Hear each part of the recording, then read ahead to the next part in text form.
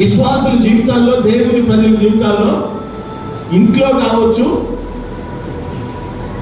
సంఘంలో కావచ్చు, పని చేసే స్థలంలో కావచ్చు, ఎక్కడైనా కావచ్చు, కలహ ప్రియుడిగా ఉండకూడదు. ఎలా ఉండకూడదు? కొంతమందికి భలే ప్రేమ ఏంది,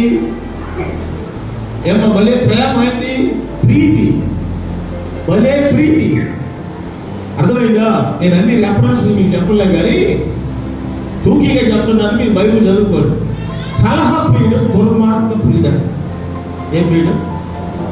కలహ ప్రియుడు. అంటే కలహ ప్రియుడు అంటే అర్థమైంది. సరే, భోజుని ప్రియుడు అంటే అర్థమైంది. అర్థమైందా? కలహ ప్రియుడు అంటే కూడా మరి కలహం అంటే ప్రేమ. చిన్నదానికి పెద్దదానికి ఏం చేస్తారు వాళ్ళు? గొడవ. కలహం అంటే ఎంతమ్మా? గొడవ. అర్థమైందా? కలహానికి దూరంగా ఉండలేదు.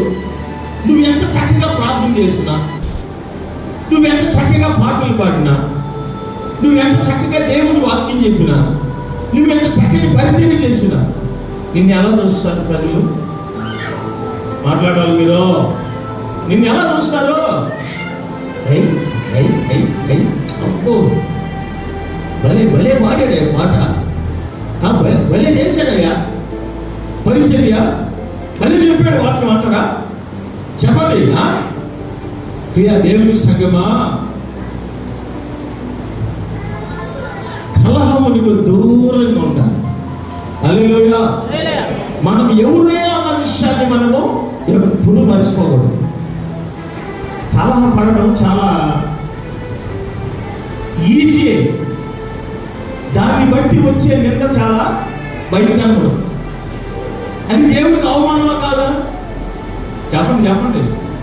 అమ్మా, దేవుడికి అవమానం కాదా? సరే, ఈదులో గొడవ వేసుకుంటున్నారు. అర్థమైందా? ఆమె ఒక ఖర్చు మాట్లాడితే ఇవి 2 అచ్చులు మాట్లాడుతుంది ఇంగ్లీషు. అర్థమైందా? ఇప్పుడు చూసే వాళ్ళకి అందరికీ ఇది దేవుడికి మహిమా అవమానమా? వెంటనే వాళ్ళు గుర్తొచ్చేది ఏంటంటే, వీళ్ళు యేసు ప్రభువుని నమ్ముకోవటం ఎందుకయ్యా అంటారు. రెండోది, వీళ్ళు ఏ చర్చికి పోతారయ్యా అంటారు. మూడోది, పాస్ట్ ఏం చెప్పాడయ్యా అంటారు. ఈ పాస్ట్ ఇదేనా మీకు నేర్పించేది? కలహపడే దేవుడు మూర్ఖుడు, దుర్మార్గ ప్రియుడు. ఆడ ముగ్గులేకొచ్చే దేవుడు చెప్పలేదా? పాస్టర్ గారు, సంఘం అవమానముడికి దేవుడికి.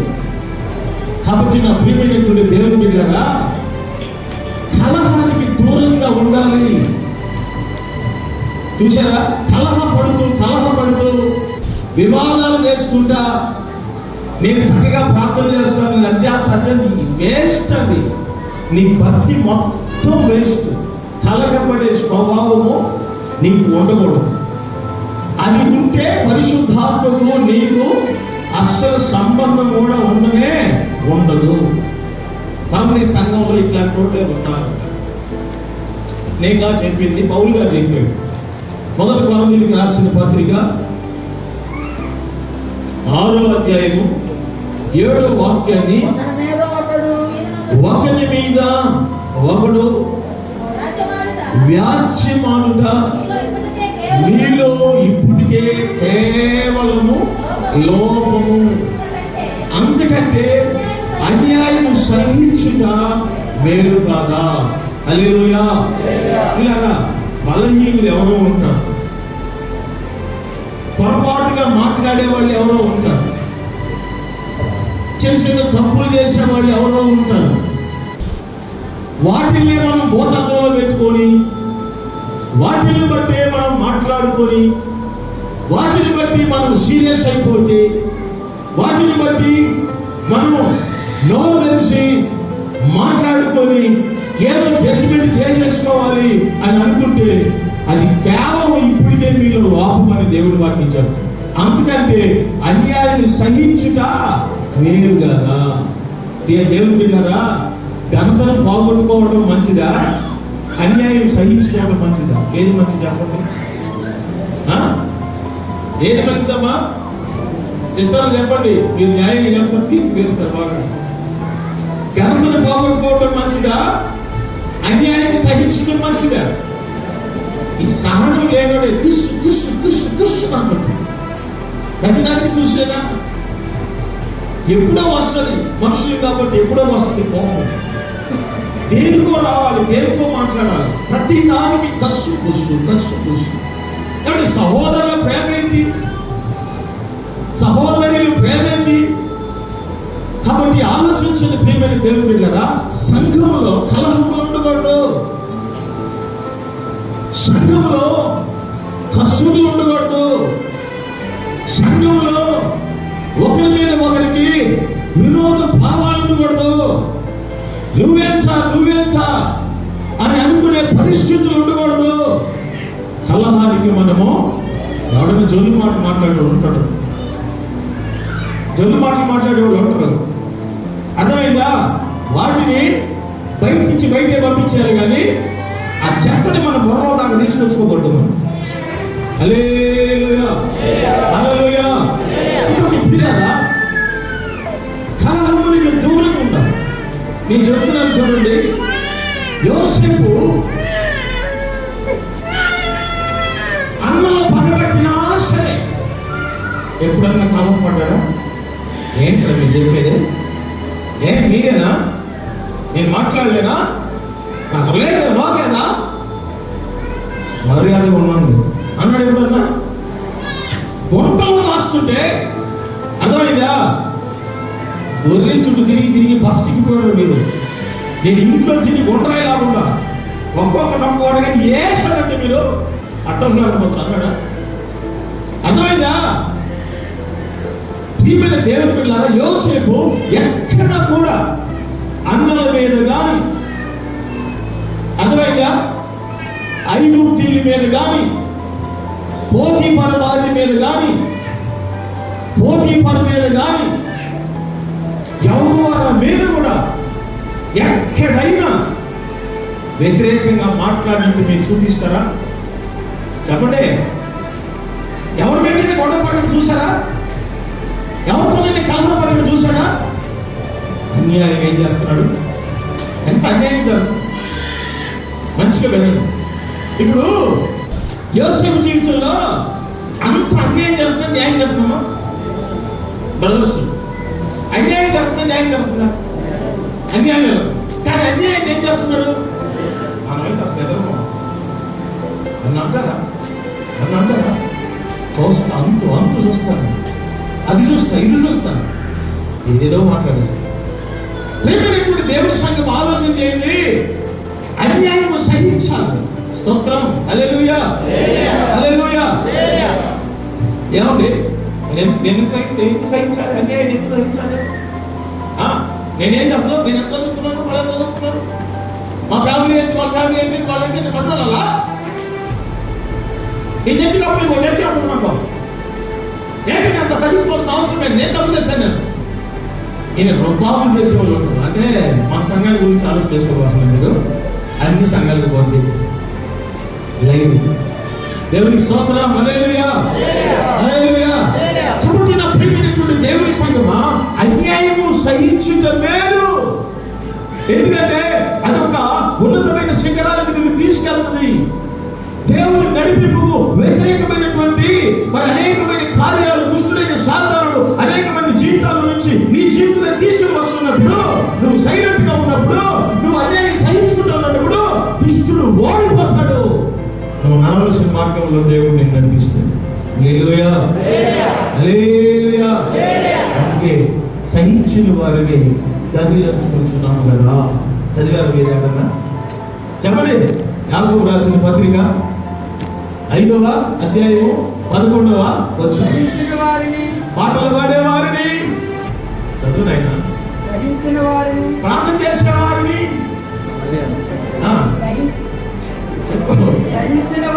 ప్రసంగాలు చేసేవారిని, చదువు, పరిచయం చేసేవారిని, వాయిద్యాలు వాయించేవారిని, నువ్వు చెప్పుకోగా ఇంక నీకు చెప్తాను వచ్చేస్తాను. సహించిన వారిని ఆమేన్ హల్లెలూయా అవునంట తండ్రిలో. అందుకే దేశంలో చెప్పాడు గుడి చెంపలు కొడితే ఎడ చెంపడా అందించండి అని చెప్పాడు. 2 చెంపలు బలపడమని చెప్పాడు. హల్లెలూయా. సహనం సహించిన వాళ్ళని ధర్మిలో చచ్చిపోయిన వాళ్ళు, ప్రార్థన చేసిన వాళ్ళు, నేను ప్రసంగం చేసిన ఎన్ని ఈజీనే. కష్టమేది సహించుకునే కష్టం. ఇంట్లో కానీ సంఘంలో కానండి. హల్లెలూయా. భార్య భర్తలు కూడా ప్రశాంతంగా ఉంటారు. అర్థమైందండి. న్యాయం కింద మనిషికి వచ్చింది, కోపం వచ్చింది, గొప్పగా ఉండు, సహనంతో ఉండు, స్తోత్రం కలిగిన హల్లెలూయా. నేను ఎదుర్కొంటానంట. అచ్చిపొడి తెస్తే పెట్టతాను కానీ మొత్తం కూడా పెట్టకుండా, స్పిరిట్లు తెస్తే పెట్టతాను కానీ ఎవరు చూపించకుండా మా ఆయనకి నేతి పడి ఉంటా అంటేనే గొడవ వచ్చింది. హల్లెలూయా. నువ్వు పెడితే తిన్నానయ్యా, నువ్వు అంటే పడి ఉంటా అనుకో అని ఒక మాట నమ్ము వెళ్ళిపోయావు. నువ్వు మనోడికి పెద్ద మెసేజ్ అయిపోతుంది మొదలకి. ఎవరికి మహిమ కలుగుగా. హల్లెలూయా హల్లెలూయా. అర్థమైందా? ఈ భార్య ఏదన్నా సీరియస్ అయిందనుకో అను నా మీద నీకు స్వతంత్రత ఉంది, కళ్ళ వచ్చి 10 మందిలో దారుబడి కట్టించుకున్నావు కాబట్టి నీకు తప్ప ఎవరు ఉంటుంది అధికారం మాట్లాడు అని సైలెంట్గా కూర్చున్నావు అనుకో ఒక పెద్ద మెసేజ్ వెళ్ళిపోతుంది. అలా ఉంటామా మనం హీరోయిన్ నిజాలు ప్రదర్శింపజేయాలి ముందు. నేను మాట్లాడు మళ్ళీ మాట్లాడా ఏంది మాట్లాడదు పాసిపోలేడా. దేవునికి స్తోత్రం కలిగి హల్లెలూయా. లేనిపోయి గొడవలు, సమస్యలు, అర్థమైందా? వారాలు నెలలు ఎట్లుంటారంటే కోడి పుంజులు చూసుకున్నట్టుగా ఉంటారు అన్నమాట. కాబట్టి ప్రియమైన దేవుని పిల్లారా, అన్యాయం ఎవరి ద్వారా జరిగిందో, ఎవరు పొరపాటు వారు మాట్లాడారో వాళ్ళ అప్పానికి లోపడ్డారని అర్థం చేసుకో. సహించిన వారిని ధన్యులని కొనుచున్నాము కదా. హల్లెలూయా హల్లెలూయా. అర్థమైందా? ఒక రోజు వస్తుంది ప్రియులారా, ఎవరైతే నిన్ను అన్యాయంగా శ్రమ పెట్టారో, అన్యాయంగా మాట్లాడారో, అన్యాయంగా నీ పట్ల మరి కీడు చేశారో వాళ్ళే పశ్చాత్తాపపడే రోజు రావాలంటే అప్పుడు దాకా నువ్వు ఏం చేస్తున్నారా చెప్పు. అప్పుడు దాకా ఏం చేస్తున్నారా? సహిస్తూ ఉన్నాను. హల్లెలూయా. యోసేపు ప్రతి దాన్ని కూడా సహించుకుంటూ పోయాడు కానీ పాపం ఎక్కడ కూడా, అర్థమైందండి? యోసేపు వయసేది ఆయన సహనమైందండి. ఎక్కడ కూడా ఎవరి మీద కూడా కలహపడినట్టు గొడవేసుకున్నట్టుగా మనము చూడలేము. అయితే ప్రియమైన దేవుడి కదా ఒక రోజు వచ్చింది. ఆ రోజు పరిస్థితి ఎట్లా మారింది తెలుసా? చూడండి పరిశుద్ధ బైబిల్ గ్రంథంలో 42వ అధ్యాయం, ఆదికాండం 42వ అధ్యాయం 19వ వచనం నుండి.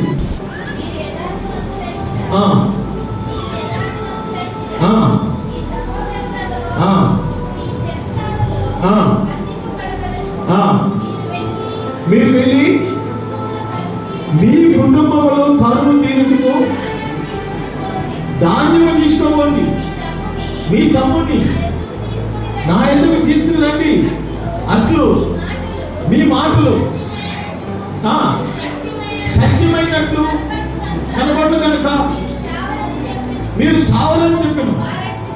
వారు అట్లు చేసి అప్పుడు వారు నిశ్చయముగా, గమనించండి, పశ్చాత్తాపడే రోజు వచ్చేది. నిశ్చయముగా మన సహోదరుని ఎడల మనం చేసిన అపరాధములకు శిక్ష పొందుతున్నాము. అతను మనను బతి మాలుకున్నప్పుడు మనము అతని వేదన చూసి దేవుని పిల్లరా, మనము చేసిన అపరాధములకు మనము శిక్ష పొందుతున్నాము. చేసేటప్పుడు చాలా ఈజీగా చేసేసాం. అర్థమైందా? ఇప్పుడు పశ్చాత్తాపడే రోజు వచ్చింది. మన సహోదరుని ఎలా మనం చేసిన అపరాధములకు మనం శిక్ష పొందుతున్నాం. అతను వేదన చూసి కూడా మనము జాలి పడలేదు. అతను మనం బ్రతులాడుకున్నాడు. కాబట్టి ఏం చేస్తుంటే ఆ పలకుండా మానేస్తా ఉంటే, ఆ గుంట్లో దోస్తుంటే, అన్నేస్తుంటే ఏం చేశాడంటే సొంతం రతులాడుకుంటాడు. అదండి దేనత్వం. హల్లెలూయా, హల్లెలూయా. అన్నారా నన్ను ఎందుకు అమ్ముతున్నానయ్యా? అన్నారా మీకు భోజనం తెచ్చాను కదా, నన్ను ఎందుకు గుంట్లో దోస్తున్నాను అయ్యా? అన్నారా మీరు మీరు ఎందుకు నన్ను చేస్తున్నారు? నేను ఏం కీడు చేశానయ్యా? హల్లెలూయా. రతులాడుకుంటే అతను వేదన చూసి మనం వినకపోతే సమర్పించిన వాళ్ళంతా, అనవసరంగా మాట్లాడిన వాళ్ళంతా, అనవసరంగా బాధ పెట్టిన వాళ్ళంతా, అనవసరంగా కీడు చేసిన వాళ్ళంతా ఒక రోజు పశ్చాత్తాపడి బాధపడే రోజు వస్తుంది. ప్రియమైన దేవుని బిడ్డ, అయితే ఒక దేవుని బిడ్డగా దేవుని యొక్క వాగ్దానం, దర్శనం నీ జీవితంలో నెరవేర్చబడాలి అంటే, నీవు కూడా యోసేపు వలె ఒక ఘనతను పొందుకోవాలి అంటే సహించే స్థితి నీకు ఉండాలి. హల్లెలూయా. సహించిన వారినే ధన్యులు అనుకుంటున్నాం. సహనం లేకపోతే దేవుని నడిపింపుకు వ్యతిరేకంగా వెళ్ళిపోతాం. దేవుని నడిపింపు నుంచి సైడ్ అయిపోతాం. సొంత నిర్ణయాలు తీసుకొని నీ సొంతంగా నడిచేసుకుంటాం. కాబట్టి ఎక్కడ దేవుడు కనపడాలనుకున్నాడో అక్కడికి వెళ్ళకుండా ఇంకొక స్థలానికి నువ్వు వెళ్ళిపోతావు. అందుకని నీవు దేవుని యొక్క ప్రణాళికలో నిజంగా దీవించబడాలి, నిజంగా గణపరచబడాలి అనుకున్నప్పుడు శత్రువైన సాతానుడు తన అనేది కాదు, కానీ ఎవరినైనా సరే తనకి లోపడేటువంటి వారిని, బలహీనమైన వారిని ఎన్నుకుని ఏర్పాటు చేసుకుని వాళ్ళ ద్వారా నీకు హింస కలిగిస్తున్నప్పుడు, నీకు అన్యాయం కలిగిస్తున్నప్పుడు, నీకు బాధ కలిగిస్తున్నప్పుడు, నీకు శోధన కలిగిస్తున్నప్పుడు దాన్ని అంతటి ఏం చేస్తున్నారు మనం? ప్రభు మాట చెప్పాడు, నేను హింసించే వాళ్ళు పంపించి ప్రార్థించి. హల్లెలూయా. మీరు ప్రార్థనే చేయాలి, ఇంకేం చేయకూడదు. ప్రార్థన చేయకుండా ఇంకోటి చేశారనుకోండి, మీరు మార్గం తప్పిపోతారు. మీకు రావాల్సిన బ్లెస్సింగ్ దూరం అయిపోతుంది. మీరు గురి చాగలేరు, గర్భిణి చాగలేరు, మీరు నష్టపోతారు. అందుకని మీరు ప్రార్థన చేసి ప్రశాంతంగా ఉండండి. కార్యం ఎట్ట జరిగించాలో, నిన్ను ఎక్కడికి నడిపించాలో, నిన్ను ఏం చేయాలో నేను కరెక్ట్ ప్లేస్కి నడిపిస్తా, నీకు ఇవ్వాల్సిన ఘనత నేను ఇస్తా. ఆ రోజు నీకు కీడు చేసినటువంటి వాళ్ళంతా తల దించుకుంటారు, నీ తల పైకి లేవనప్పుడు కొంచెం సఫలం. కాబట్టి పిల్లరా, ఈరోజు మరి సహనం అనేది లేక గొడవలు పెట్టుకొని, సమస్యలు పెట్టుకొని కుటుంబాలు చీలిపోతున్నాయి, సంఘాలు చీలిపోతున్నాయి, ఐక్యత లోపించిపోతుంది.